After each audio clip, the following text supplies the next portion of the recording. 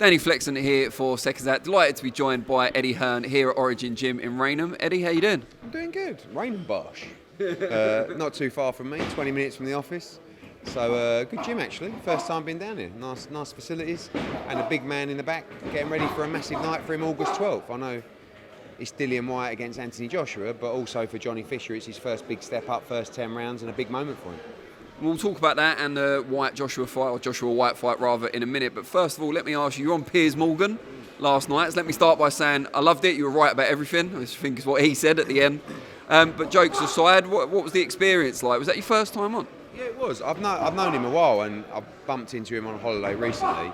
I know people have got mixed opinions of him, but I actually quite like him, and I think I see a lot of similarities between a relationship that he has with his kids. I think he's got 3 sons, and my old man and me, which is basically take the piss out of each other non-stop, ultra competitive, and just sport, win. That's like, and I think you soften a little bit as you get older, because my mentality, he was talking about, I said about my daughter playing football and she'll get taken off, but she's one of the best players. She really, but it's to give everyone a role. And he said, that's rubbish. And actually, but then also we're trying to promote participation in sport. And at the same time, you can't expect people to participate in sport if they can't get opportunities. Turn up and be sub for 89 minutes and go on, they're not going to come back. So I'm a little bit torn. I agree with most things he said, and then they'll throw in the odd curveball about, trans, and I'm like,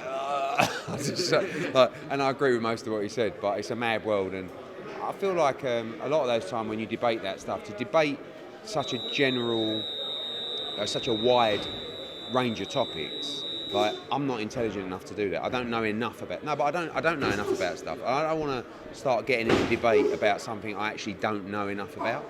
Then I look like Simon Jordan. But seriously, I've got an opinion like the next man on the street, but there's a lot of things I don't know enough about. His job is to cover all topics and to really understand so many different topics, and it was a good experience, but yeah, got out unscathed and onto the boxing.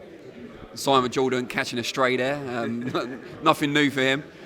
One thing you do are well informed about, and something that was brought up on the Piers Morgan Uncensored show, is the current situation with Conor Benn. There's a report in the Daily Mail today, I don't know if you've seen it, that now there's a debate over the jurisdiction and whether Conor Benn, because the tests were VADA, whether that applies under the UKAD's remit. What can you tell us about that and just the development? Because I think we all thought there'd be a verdict by now. So did we. I mean, we were effectively told that the verdict would come almost immediately after the case, and then we were told, I think it could be 2 weeks, which is pretty much imminent. A lot of this stuff is confidential with UKAD, not our choice, but part of the rules. I don't believe jurisdiction will play a part in the findings, and I'm very confident Conor Benn will be cleared, but we have to wait for everything to take its process. All I can tell you is we're waiting every day, and it's really time's up. Do you know what I mean? So I'm sure you'll hear some stuff, probably maybe even before we hear some stuff, because that's how this whole situation has worked. Although interestingly, perhaps, if the news is positive for Conor Benn, it won't leak like it has done before. If it's negative for Conor Benn, I think that someone will know before me. Do you know what I mean? But I'm very confident, and so are his team, that he will be cleared by UKAD and he will be able to proceed and fight in the UK in September or October, but we'll have to see. How disappointed were you to see the Chris Eubank, Liam Smith rematch get over the line? Because it seems like you've missed the boat by a matter of weeks. Days.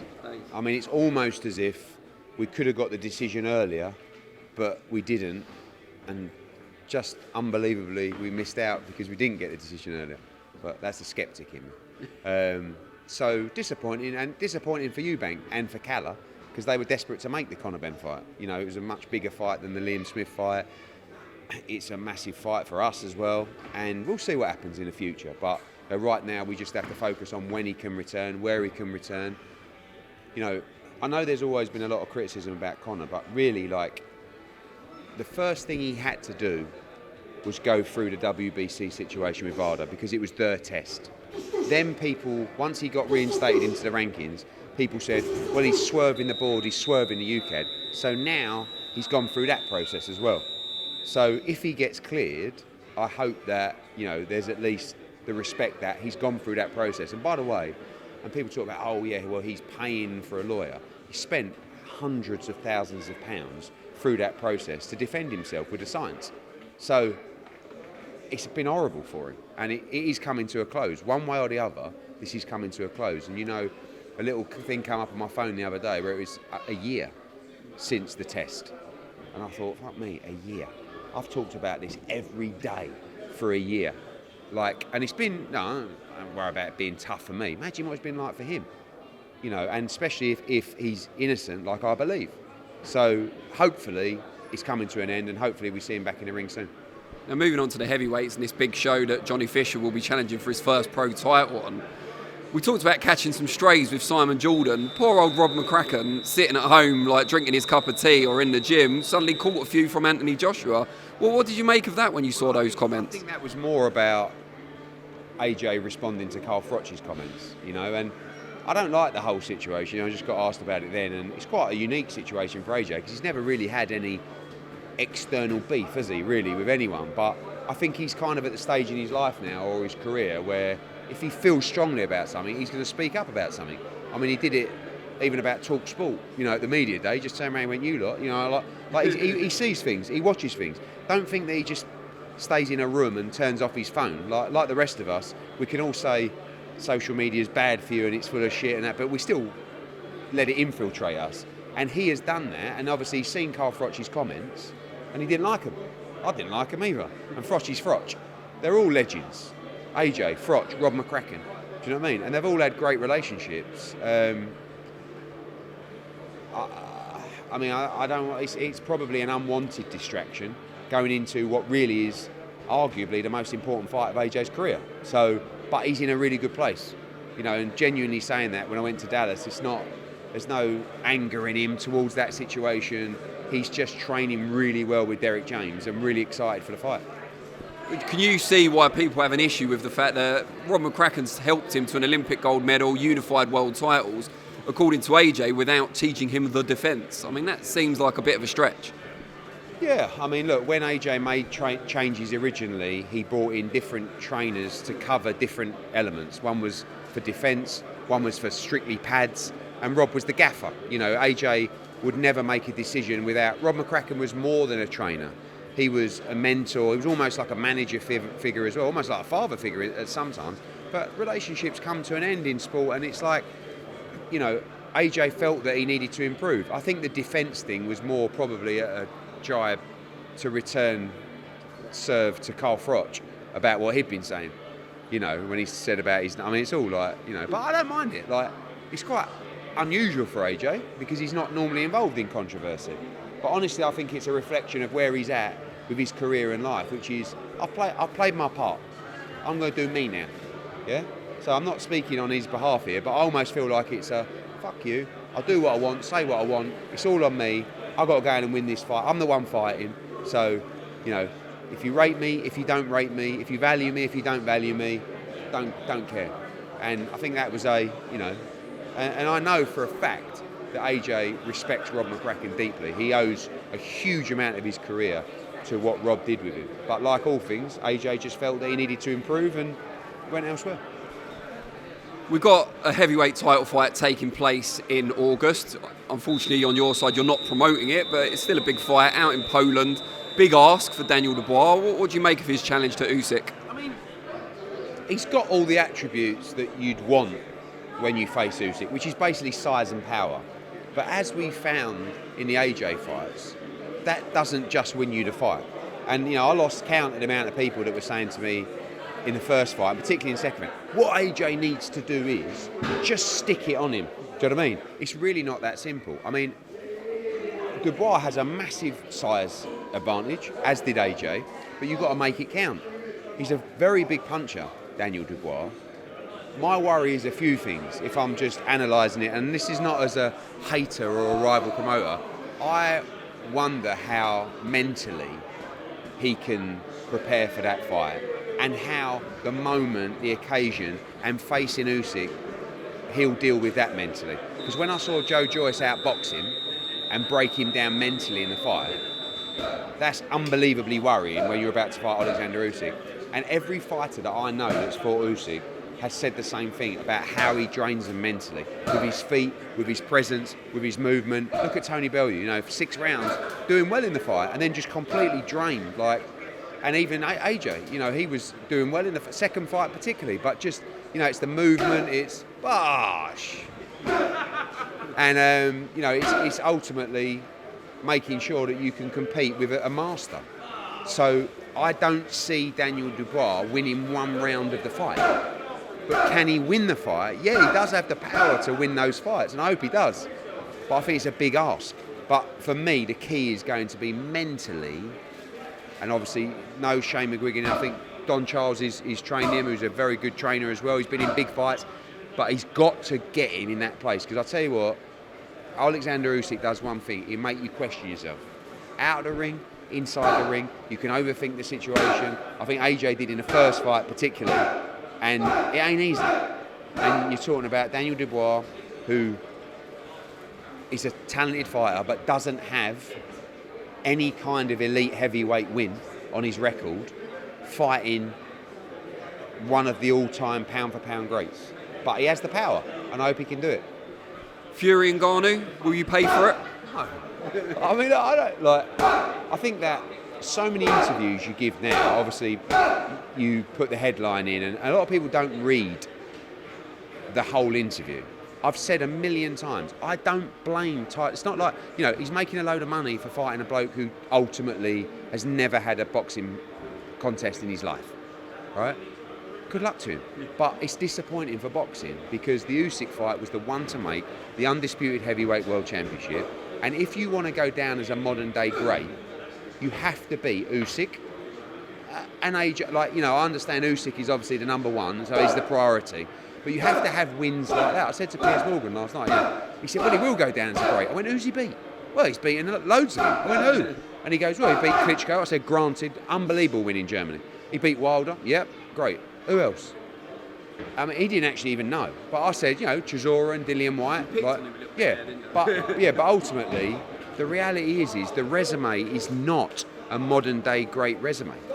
But he is a modern day great. He's just got to have the fights. But I also look at it and say, I don't know what he could have made to fight Usyk. 70, 80 million. And he'd probably get in 30 to fight Ngannou. I have no idea. But he knows how tough that Usyk fight is. Tyson Fury is a very smart fighter. He's a smart man in terms of boxing. He knows how difficult that fight is. So he ain't in a tearing rush to have it. I just think he should be. Because I think he wins the fight. Do you know what I mean? But I'm sure people will tune in for the fight, especially MMA fans. And, it's a freak show, and freak shows work sometimes. But don't expect to see anything competitive in the fight. You drew some headlines, and you're talking about headlines recently with an interview you gave about the Kingpin Show and how you hated what was going on there, some of the influencer stuff. Do you ever feel any sense of responsibility in bringing the influencer side of boxing in the first place? Not really, because it was there before I brought it in. Don't forget I did the rematch of KSI against Logan Paul. Yeah, I did, and I think that, I was interested in it. I could have made millions out of influencer boxing, but it's just not for me. And as much as people don't like me and think I'm money mad, which I get, but if I really was only about the money, I would be doing it. Do you know what I mean? But after that experience, I just didn't enjoy it, right? So again, people respond to and react to, like the Kingpin guys, like Misfits, Mam's Tail. They see a headline, which I said we need to kick this as far away as possible from professional boxing. Not we need to get rid of it and it needs to be banned. Just that let's just completely disassociate ourselves with that and say it's fine, it can exist, but it's not boxing and it's not what we're about. So the incident that happened, again, it gets blown up out of proportion about what you said. I didn't like it because I know how hard female boxers have worked to become respected and established. I have 2 daughters, one of them goes to the boxing gym. I don't want her to see that. I want her to see Katie Taylor and listen to Katie Taylor. But I'm also a boxing, it's my life. So, and we're in a mad world. And you're not going to stop that kind of thing, But for me, I just want to disassociate I know the numbers. It's on our platform. It does really well. And it's not going to go away. And I don't have I think Misfits, I think they're really smart guys. Obviously, I love Calla. I've never met Mams. I think he's really smart. I think what they're doing with the tag team and all that kind of stuff, I like the freak show of that side because we can say, fucking hell, now they're doing a tag team.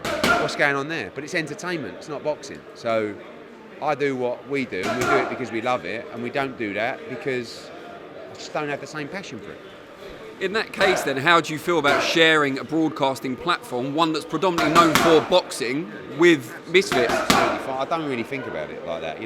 A broadcaster is going to put on whatever a broadcaster wants to put on. If I was back on Sky and they put on something I didn't like or I thought should... No, but I mean more in terms of kicking it far away from traditional boxing. Being on the same platform doesn't help that. No, but I think it does if you can establish the right marketing, the right channels, and we don't try and spin the narrative that it's actual boxing and these guys are really good and actually it's just entertainment. It's like watching some random, what's it used to be called? Takeshi Castle. Remember that thing? Where it's just like, what is this? It's absolutely mental. But it's fine. It's good. I've seen some of the Misfit shows. I think they're quite entertaining. Some of them. Some of the fights are terrible. But I'll tell you one thing, we've got to be careful. Is the press conferences. And what we're seeing now is kicking off at every press conference. You imagine if it kicked off like that in real boxing. People would be hospitalised. Do you know what I'm saying? Not like a couple of people and we need to stop that because it's almost like you've got to understand the kids are watching these guys, and when they see them head to head or they're rolling around and having a fight, and sometimes it spills out to the street.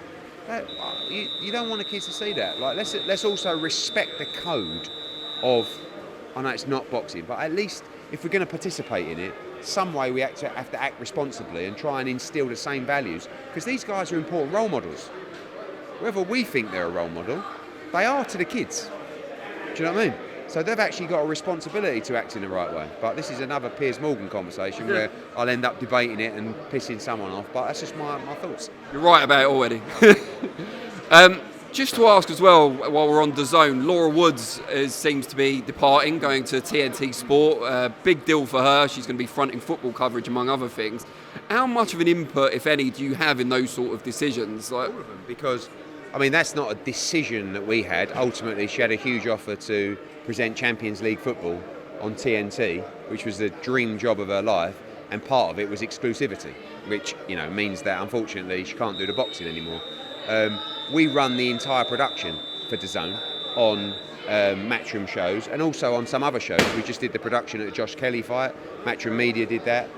So we use a lot of our talent, like you would have seen Mike Costello on that and stuff like that. So for me, Laura has been unbelievable. She's done, 3 years with us. She's an amazing person, an amazing broadcaster.